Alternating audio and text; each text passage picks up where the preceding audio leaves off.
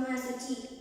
Sholawat wassalam kasangka kemutan Nabi panutan alam Nabi Muhammad sallallahu alaihi wasallam.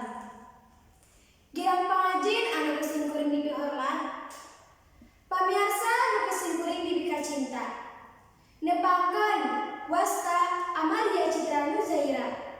Dina kesempatan ieu sim kuring seje diantara kalayan jejeg basa pangajikan rasa.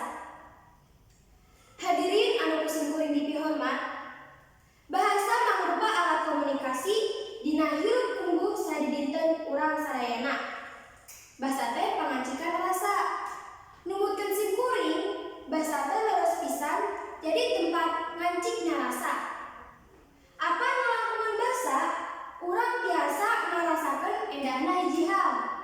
Tiasa ngabreket isi hati jeung pikiran, kayaning rasa kaasih, kakeuheul, kabagja nu bakal ebreh tina basa salaku wujudna.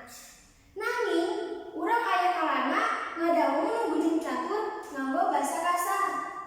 Hal ieu bakal nimbulkeun rasa katugenahan, margi tuluyu sareng sopan santun tata krama basa Sunda. Kekecapan anu kasar eta timbul dibangun ku kayaan emosional nu teu stabil. Misalna wae anu ambek atanapi nu pasea. Kumargi kitu, urang salaku nanoman Sunda nu sadaku emosional normal, hayu urang nyarios nganggo basa Sunda nu merenah. Sangkan rasa nu lancik baca urang teh pinu kelas asih menimbulkeun katintriman. Kumaha carana? Ku cara hayu urang kawitan ti ayeuna dibisakeun ngobrol ku basa Sunda, bae di WhatsApp, Facebook, Instagram, jeung dina pagunema langsung. Basa pangancikan rasa. Gambaran asih hati panyaturna, sangkan eta rasa ngebuliga dina tiap-tiap manah. Hayu urang nyarios basa Sunda nu merenah. Hadirin anu kesing kuring dipi hormat.